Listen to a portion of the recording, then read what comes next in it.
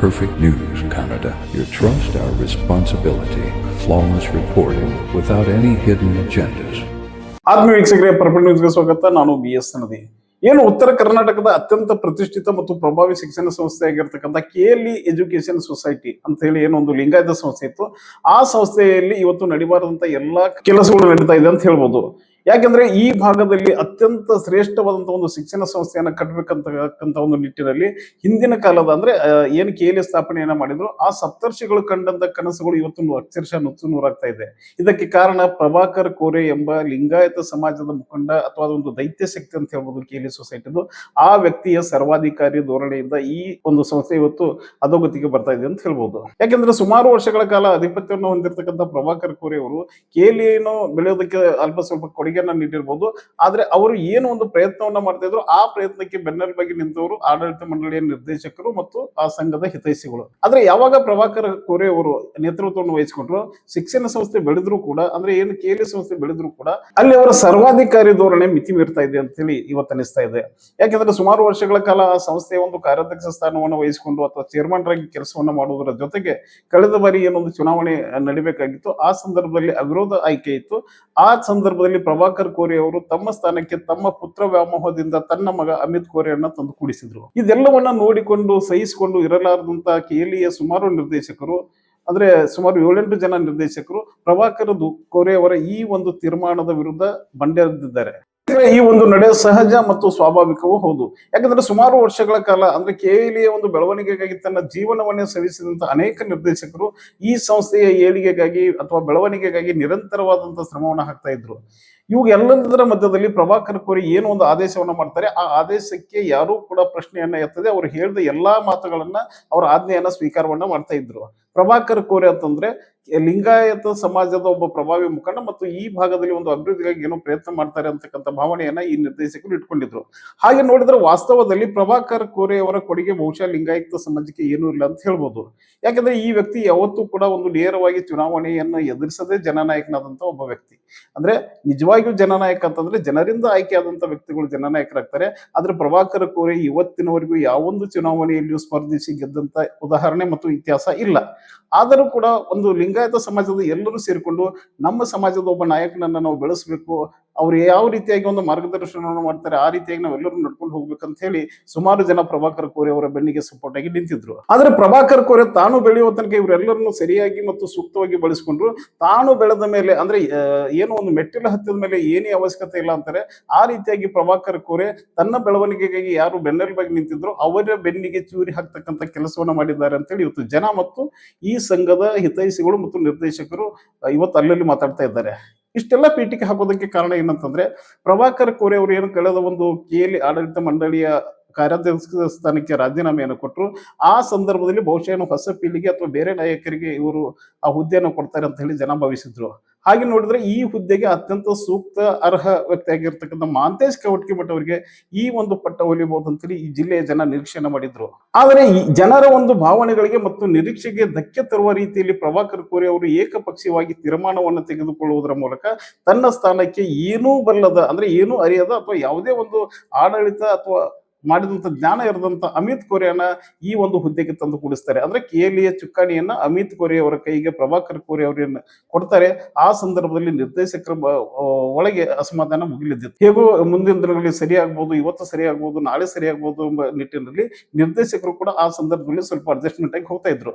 ಆದ್ರೆ ಯಾವಾಗ ಪ್ರಭಾಕರ್ ಕೋರೆ ಮತ್ತು ಅವರ ಮಗಳು ಪ್ರೀತಿ ದೊಡ್ವಾನ್ ಮತ್ತು ಅಮಿತ್ ಕೋರೆ ಅವರ ಸರ್ವಾಧಿಕಾರಿ ಧೋರಣೆಯನ್ನು ಮಿತಿ ಮೀರ್ತಾ ಇದೆ, ಇವತ್ತು ಪರೋಕ್ಷವಾಗಿ ಅಲ್ಲಿ ಸಭೆಗಳನ್ನ ಕೂಡ ಈ ನಿರ್ದೇಶಕರು ಮಾಡ್ತಾ ಇದ್ದಾರೆ. ಕೋರೆಯವರ ವಿರುದ್ಧ ಬಂಡಾಯ ಹೇಳುವುದಂತೂ ಖಚಿತ. ಈ KLE ನಿರ್ದೇಶಕರ ಮಧ್ಯದಲ್ಲಿ ಭಿನ್ನಾಭಿಪ್ರಾಯ ಏರ್ಪಟ್ಟಿದೆ ಮತ್ತು ಕೋರೆಯನ್ನ ವಿರೋಧಿಸುತ್ತಾರೆ ಅನ್ನೋದಕ್ಕೆ ಪುಷ್ಟಿ ಸಿಗುವಂತೆ ಏನು ನಿನ್ನೆ ಅಂದ್ರೆ ಆಗಸ್ಟ್ 1ನೇ ತಾರೀಕು ಪ್ರಭಾಕರ್ ಕೋರೆ ಅವರ ಹುಟ್ಟು ಹಬ್ಬದ ನಿಮಿತ್ತವಾಗಿ ಏನು ಅಂಕ್ಲಿಯಲ್ಲಿ ಒಂದು ಸಭೆ ಅಥವಾ ಸಮಾರಂಭ ನಡೀತು.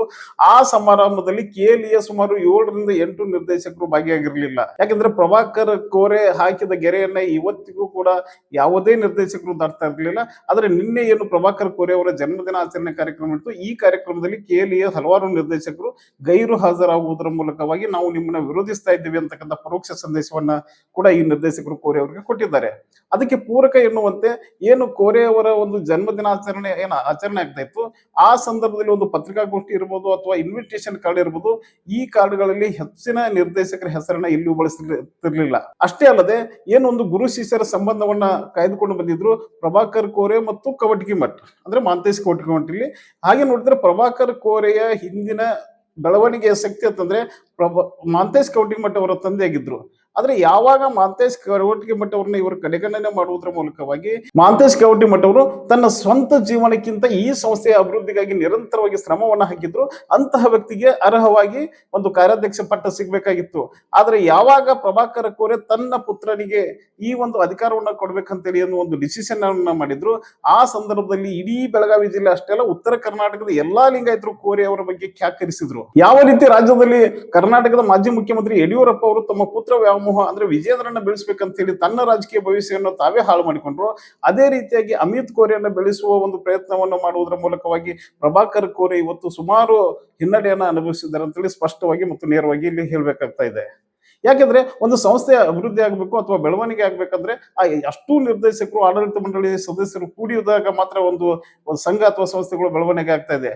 ಆದ್ರೆ ಪ್ರಭಾಕರ್ ಕೋರೆ ಇರೋ ತನಕ ತಾನು ಅಧಿಕಾರವನ್ನು ಅನುಭವಿಸಿ ತನ್ನ ಇಳೆ ವಯಸ್ಸಿನಲ್ಲಿ ಇಂತಹ ಕೀಳು ಮಟ್ಟಕ್ಕೆ ಕೈ ಹಾಕುವುದರ ಮೂಲಕವಾಗಿ ಇಷ್ಟೊಂದು ಪುತ್ರವ್ಯಾಮೋಹ ಹೊಂದಿದ್ದಾರೆ ಅಂತಕ್ಕಂಥದ್ದನ್ನ ತಾವೇ ಜನರ ಮುಂದೆ ತೆರೆದಿಟ್ಟಿದ್ದಾರೆ. ನಿಜವಾಗಿಯೂ ಕರ್ನಾಟಕದ ರಾಜಕಾರಣದಲ್ಲಿಯೇ ಬೆಳಗಾವಿ ಜಿಲ್ಲೆಯ ರಾಜಕಾರಣ ಅತ್ಯಂತ ಹೊಲಸದ್ದು ಹೋಗಿದೆ ಅಂತ ಹೇಳ್ಬೋದು.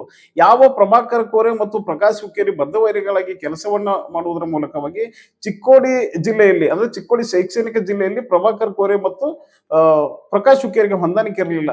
ಆದ್ರೆ ಇವರಿಬ್ಬರು ಯಾವ ರೀತಿಯಾಗಿ ಇವತ್ತು ಸೇರ್ಪಡೆಗೊಂಡಿದ್ದಾರೆ ಅಂತಂದ್ರೆ ಇಬ್ಬರು ತಾವೇನೋ ಪೂರ್ವಕಾಲದ ಸಹೋದರರು ಎನ್ನುವ ರೀತಿಯಲ್ಲಿ ಇವತ್ತು ರಾಜಕಾರಣವನ್ನ ಮಾಡ್ತಾ ಇದ್ದಾರೆ. ಪಕ್ಷಗಳು ಇಲ್ಲಿ ಬೇರೆ ಬೇರೆ ಆಗಿದ್ರು ಕೂಡ ಬೇರೆಯವರನ್ನ ತುಳಿಬೇಕು ಅಥವಾ ಬೇರೆಯವರು ಬೆಳಿಬಾರ್ದು ಅನ್ನುವ ನಿಟ್ಟಿನಲ್ಲಿ ಪ್ರಭಾಕರ್ ಕೋರೆ ಮತ್ತು ಪ್ರಕಾಶ್ ಹುಕ್ಕೇರಿ ಇಲ್ಲಿ ಒಂದಾಗಿದ್ದಾರೆ.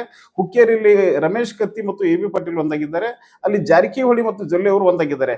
ಯಾರ್ಯಾರು ಬದ್ಧವೈರಿಗಳಾಗಿ ಕೆಲಸವನ್ನ ಮಾಡ್ತಾ ಇದ್ರು ಅವರೇ ಒಂದು ಕಡೆ ಸೇರುವುದರ ಮೂಲಕವಾಗಿ ಇವರ ಬೆನ್ನಿಗೆ ನಿಂತ ಕಾರ್ಯಕರ್ತರ ಗತಿ ಏನಾಗಬಾರದು ಅಂತಕ್ಕಂಥ ಸಾಮಾನ್ಯ ಜ್ಞಾನ ಕೂಡ ಈ ರಾಜಕಾರಣಿಗಳಿಗೆ ಇಲ್ಲ ಅಂತಂದ್ರೆ ತಮ್ಮ ಸ್ವಾರ್ಥಕ್ಕಾಗಿ ಜನರನ್ನ ಬೇಕಾದಾಗ ಬಳಸಿಕೊಂಡು ಬೇಡದಾಗ ಬಿಟ್ಟಾಕ್ತಾ ಇದಾರಲ್ಲ, ಇದೆಲ್ಲವನ್ನ ಬೆಳಗಾವಿ ಜಿಲ್ಲೆಯ ಜನತೆ ಸೂಕ್ಷ್ಮವಾಗಿ ಗಮನಿಸ್ತಾ ಇದ್ದಾರೆ. ಇನ್ನು ಇಲ್ಲಿ ಇನ್ನೊಂದು ವಿಷಯ ನಾವು ಪ್ರಸ್ತುತ ಪಡಿಸಬೇಕು ಅಂತಂದ್ರೆ ಏನು ನಾವು ಇವತ್ತು ವಿಡಿಯೋನ ಮಾಡ್ತಾ ಇದ್ದೀವಿ, ನಾಳೆ ಏನು ಸಚಿವ ಸಂಪುಟ ವಿಸ್ತರಣೆ ಆಗ್ತಾ ಇದೆ, ಆ ಸಚಿವ ಸಂಪುಟ ವಿಸ್ತರಣೆಯಾಗಿ ಲಕ್ಷ್ಮಣ ಸವದಿ ಅವರು ಮಂತ್ರಿ ಆದ್ರೆ ಇಡೀ ಜಿಲ್ಲೆಯ ರಾಜಕಾರಣದ ಸ್ಥಿತಿಯೇ ಬೇರೆ ಆಗ್ತದೆ.